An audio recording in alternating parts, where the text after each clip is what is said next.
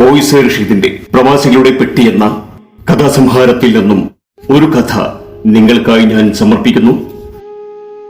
കഥ അത്തർ. രചന വോയിസ് റഷീദ്. അവതരണം KC. Dubai international airport. Risad അക്ഷമയോടെ കാത്തു നിൽക്കുകയാണ്. മുറിയിൽ മറന്നുവെച്ച ആ സമ്മാനപ്പൊതി എടുക്കാൻ സുഹൃത്ത് പോയിട്ട് മണിക്കൂർ ഒന്നാവുന്നു. അതില്ലാതെ നാട്ടിലേക്കൊരു യാത്ര ഓർക്കാൻ പോലും വയ്യ. എയർ ഇന്ത്യയുടെ ഫൈനൽ അനൗൺസ്മെന്റിന്റെ സമയത്താണ് വർണ്ണക്കടലാസിൽ പൊതിഞ്ഞ ആ ചെറിയ പാക്കറ്റുമായി സുഹൃത്ത് പാഞ്ഞെത്തിയത്. അത് വാങ്ങി ധൃതിയിൽ പാന്റിന്റെ പോക്കറ്റിലേക്ക് തിരികെ ബോർഡിംഗ് പാസ് എടുക്കാനുള്ള കൗണ്ടറിലേക്ക് നീങ്ങി. ബോർഡിംഗ് പാസുമായി എമിഗ്രേഷൻ ക്യൂവിൽ കൊച്ചിക്കാണെന്ന് പറഞ്ഞപ്പോൾ സെക്യൂരിറ്റി ഓഫീസർ മുന്നിലേക്ക് ചെല്ലാൻ ആവശ്യപ്പെട്ടു. തന്റെ ബോർഡിംഗ് പാസിനൊപ്പം ഷമീറിന്റെ യാത്രാരേഖകളും കാണിച്ചു. പെരുന്നാൾ കൂടാൻ നാട്ടിലേക്ക് പോകുന്നവരുടെ തിരക്കായിരുന്നു ഫ്ലൈറ്റ്. എല്ലാവരുടെയും മുഖത്ത് അത്യാഹ്ലാദത്തിന്റെ വെളിച്ചം.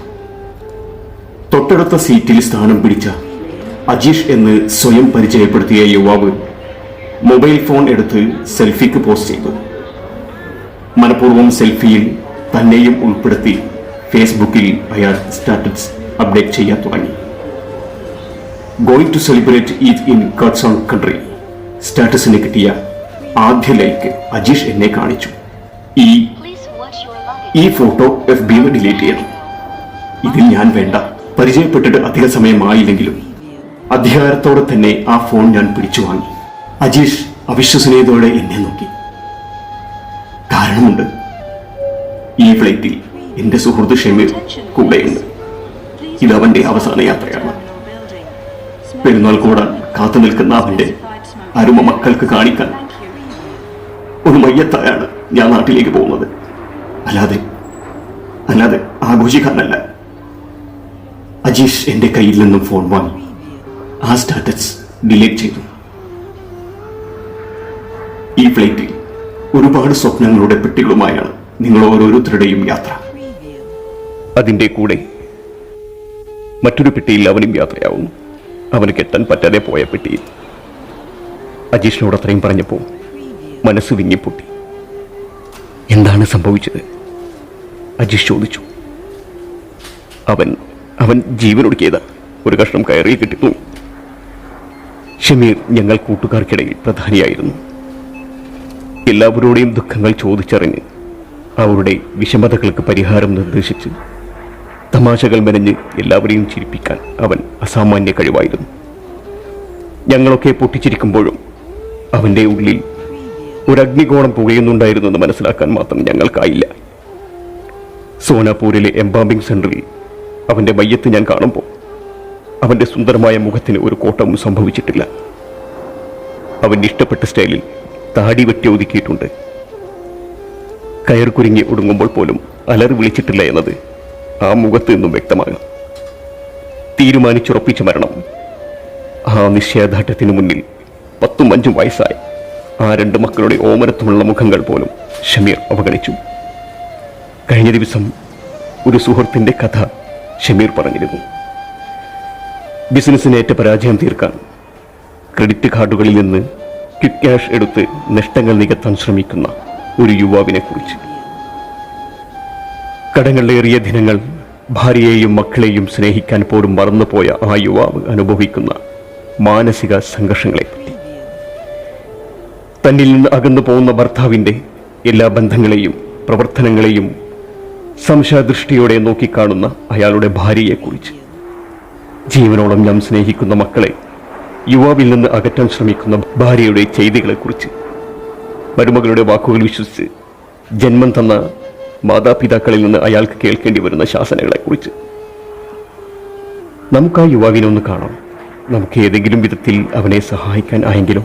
ഇതെല്ലാം കേട്ടിരുന്നപ്പോൾ ഒരു വേള ഞാൻ ചോദിച്ചു, വേണ്ട റസാഖേ, മുങ്ങിക്കൊണ്ടിരിക്കുന്നൊരു കപ്പലാണവൻ. സങ്കടപ്പെടരുതേ എന്ന് അവനെ ആശ്വസിപ്പിക്കാൻ പോലും നമുക്ക് കഴിയില്ല. അത്രയും നിലയില്ല ഭയത്തിലാണവൻ. ഷമീർ മനഃപൂർവ്വം തന്നെ എന്നെ നിരുത്സാഹപ്പെടുത്തി. എൻ്റെ പ്രിയ കൂട്ടുകാരൻ, ഇന്ന് ഞാൻ അറിയുന്നു ആ യുവാവിൻ്റേതെന്ന് നീ പറഞ്ഞ കഥകളെല്ലാം നിന്റെ സ്വന്തമായിരുന്നു. പൊട്ടിക്കരയാൻ പോലും ത്രാണിയില്ലാതെ എൻ്റെ മുന്നിൽ നീ ഏറ്റു പറഞ്ഞതെല്ലാം എന്തെന്ന് മനസ്സിലാക്കാനുള്ള കഴിവ് പോലും എനിക്കില്ലാതായി പോയല്ലോ സുഹൃത്തെ. നിന്റെ ഭംഗിയുള്ള പെരുമാറ്റവും സംസാരവും ഒരു വലിയ സങ്കടക്കടലിൻ്റെ നടുവിലായിരുന്നെന്ന് മനസ്സിലാക്കുമ്പോഴേക്കും നീ പോയി മറഞ്ഞല്ലോ. നിയന്ത്രണം വിട്ട് റസാഖ് ഫ്ലൈറ്റിൽ പൊട്ടിക്കരഞ്ഞു. അജീഷിന്റെ കരങ്ങൾ എൻ്റെ ശിരസിൽ തലോടി. ഹെയർ ഹോസ്റ്റസ് കൊടുത്ത ടിഷ്യൂ കൊണ്ടവൻ എൻ്റെ കണ്ണീർ തുടച്ചു. അടുത്ത സീറ്റിൽ ഉള്ളവരെല്ലാം എൻ്റെ അടുത്തെത്തി നിൽപ്പാണ്. ഒരു മരണവീട് പോലെയായി ആ ഫ്ലൈറ്റിനകം. ചെറിയ സ്ക്രീനിൽ പ്രദർശിപ്പിച്ചുകൊണ്ടിരിക്കുന്ന വേഡ് കോമിക്സ് എയർ ഹോസ്റ്റസ് ഓഫ് ചെയ്തു. മൈക്രോഫോണിലൂടെ റസാഖിൻ്റെ സുഹൃത്തിന് ആദരാഞ്ജലികൾ അർപ്പിച്ച് എയർ ഇന്ത്യ ജീവനക്കാർ സ്നേഹം പ്രകടിപ്പിച്ചു. റസാഖ് തൻ്റെ പാൻറ്റിൻ്റെ പോക്കറ്റിലുള്ള വർണ്ണക്കടലാസിൽ പൊതിഞ്ഞ ചെറിയ പൊതി പുറത്തെടുത്ത് അജീഷിനെ കാണിച്ചു. ഇതവൻ അവസാനമായി വാങ്ങിയതാണ്. 100 അത്തർ. ഷമീറിൻ്റെ ഫേവറേറ്റ് സുഗന്ധദ്രവ്യമാണ് 100. ഇടത്തെ കൈയിൻ്റെ പിൻഭാഗത്ത് അത്തർ പുരട്ടി വലത്തെ കൈയുടെ പിൻഭാഗം കൊണ്ട് അതിനെ കൈകളിൽ മുഴുവനും എത്തിക്കും. പിന്നെ കഴുത്തിലും തഴുകും. അത്തറിൻ്റെ പരിമളം മുഴുവനും അവൻ്റെ ശരീരത്തിലുണ്ടാവും. അൽക്കൂസിലെ അത്തർക്കടയിൽ നിന്ന് 100 വാങ്ങുവാൻ എന്നെ നിർബന്ധിച്ചു കൊണ്ടുപോയത് ഷമീറാണ്. ഇതാർക്കാണ്? വർണ്ണക്കടലാസിൽ പൊതിഞ്ഞ് വാങ്ങുന്നത് കണ്ടപ്പോൾ ഞാൻ ചോദിച്ചു, ഇത് ഷിയാസ് മോന്. അവനിതിൻ്റെ മണം വലിയ ഇഷ്ടമാണ്. ചെറിയ പെരുന്നാളിന് പോകുമ്പോൾ കൊണ്ടുപോകാം. ഷമീറിൻ്റെ മകൻ ഷിനാസിന് ആ സുഗന്ധം വലിയ ഇഷ്ടമാണ്. തിരിച്ച് അജ്മാനിലേക്ക് ഉള്ള യാത്ര മുഴുവൻ മക്കളുടെ കഥകളായിരുന്നു. ആ യാത്രയിൽ ഷമീർ കുടുംബത്തെക്കുറിച്ച് വാചാലനായിരുന്നു. എൻ്റെ ഫ്ലൈറ്റിനരികിൽ അവൻ എന്നെ ഇറക്കിവിടുമ്പോൾ ആ പാക്കറ്റ് എനിക്ക് തന്നു. ഇത് നീ എടുത്തു വയ്ക്ക്. നാട്ടിൽ പോകുമ്പോൾ ഞാൻ വാങ്ങിക്കൊള്ളാം. എനിക്ക് അസ്വാഭാവികമായി ഒന്നും തോന്നിയില്ല. നാളെ ചെറിയ പെരുന്നാളാണ്. എല്ലാ പെരുന്നാളിനും ഷമീർ മാതാപിതാക്കളോടൊപ്പമാണ്. ഈ പെരുന്നാളിനും അവൻ നാട്ടിലേക്കുണ്ട്. ഇനി പ്രവാസ മണ്ണിലേക്ക് ഒരു തിരിച്ചു വരവില്ലാതെ. സോനാപൂരിൽ എംബാമിങ് കഴിഞ്ഞ് ഞാൻ നേരെ വന്നത് എയർപോർട്ടിലേക്കാണ്. അവിടെ വന്നപ്പോഴാണ് ഷമീർ തന്നെ ഏൽപ്പിച്ച അത്തറിനെക്കുറിച്ച് ഓർമ്മ വന്നത്. സുഹൃത്തുക്കളോട് കാര്യം പറഞ്ഞപ്പോൾ അവർ അത് എത്തിച്ചു തന്നു.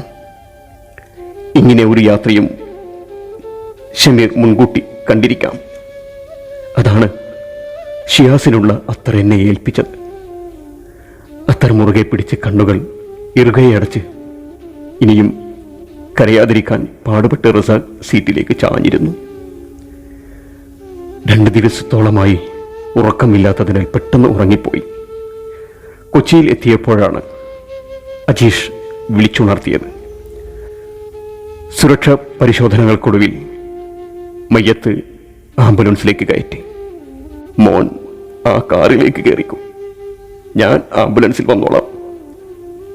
മയ്യത്ത് ഏറ്റുവാങ്ങാൻ എത്തിയവരിലുള്ള ഒരു മധ്യവയസ്കൻ എന്നോട് പറഞ്ഞു, വേണ്ടക്ക, ഞാൻ അവൻ്റെ കൂടെ വന്നോളാം. കൊച്ചിയിൽ നിന്ന് ഷമീറിൻ്റെ വീട്ടിലേക്കുള്ള ദൂരം പകുതിയായപ്പോൾ പരിചയസമ്പന്നനായ ആംബുലൻസ് ഡ്രൈവർ ഒരു ഒഴിഞ്ഞ സ്ഥലത്തേക്ക് വണ്ടി നിർത്തി. പെട്ടി തുറക്കണ്ടേ? ആംബുലൻസ് ഡ്രൈവറുടെ ചോദ്യം. അതെ, തുറക്കണം. പെട്ടിക്കുള്ളിൽ മണം മുഴുവൻ പുറത്തു പോകണം. ഷമീറിന്റെ മയ്യത്ത് കാണാൻ വന്നവർക്ക് ആ മണം അസഹീനമാകരുത്. എംബാമിംഗ് സെന്ററിൽ നിന്ന് ആരോ റസാഖിന്റെ കാതിൽ മന്ത്രിച്ചത് ഓർമ്മ വന്നു. പെട്ടി അല്പം തുറന്നു വെച്ച് ആംബുലൻസ് വീണ്ടും കുതിച്ചു പാഞ്ഞു. ഷമീറിന്റെ വീട്ടിൽ ഒരു നാട് മുഴുവൻ ഇളകിയെത്തിയിട്ടുണ്ട്. നാട്ടിൽ സർവസമ്മതനായ ഒരു ചെറുപ്പക്കാരന്റെ അകാല മരണം ആർക്കും വിശ്വസിക്കാൻ കഴിഞ്ഞില്ല. മയ്യത്ത് കാണേണ്ടവര് വേഗം കാണുക, 10 മിനിറ്റ് കഴിഞ്ഞാൽ പള്ളിയിലേക്ക് എടുക്കും. ഷമീറിനെ അവസാനമായി കാണുന്നവരുടെ തിക്കും തിരക്കും. ചെറിയ പെരുന്നാൾ ആയതുകൊണ്ട് എല്ലാവരും പുതുവസ്ത്രത്തിലാണ്. വില കൂടിയ സുഗന്ധദ്രവ്യങ്ങളുടെ മണങ്ങൾക്കിടയിൽ മയ്യത്തിന്റെ മണം ഒന്നുമല്ലാതായി. ഷമീറിന്റെ ബാപ്പയുടെ തോളിൽ ചാഞ്ഞുകിടക്കുന്ന ഷിനാസിനെ കണ്ടു. അവൻ ഒന്നും മനസ്സിലായിട്ടില്ല. ആജിക, നിങ്ങൾ കണ്ടോളൂ, അധിക നേരം വെക്കണ്ട. ഒരു വിതുമ്പലോടെ ഹാജിക്ക ഷമീറിനരികിലേക്ക് എത്തി. നെറ്റിത്തടത്തിൽ ഒരു ചുടുചുംബനം കൊടുത്തു.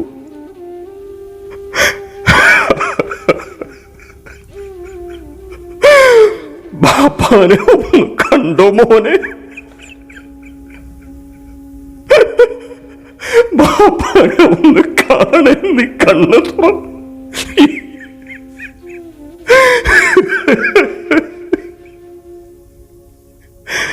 ഷിനാസിന്റെ മുഖം തിരിച്ച് മയ്യത്തിന് നേർക്ക് പിടിച്ച് ഹാജിക്ക പറഞ്ഞു. പെട്ടെന്നായിരുന്നു ഷിനാസ് പൊട്ടിക്കരഞ്ഞത്. ഇതെന്റെ ബാപ്പച്ചിയല്ല, എന്റെ ബാപ്പച്ചിന്റെ മണമല്ല. ഇതെന്റെ ബാപ്പച്ചിയല്ല, എന്റെ ബാപ്പച്ചിയുടെ മണമല്ല ഇത്.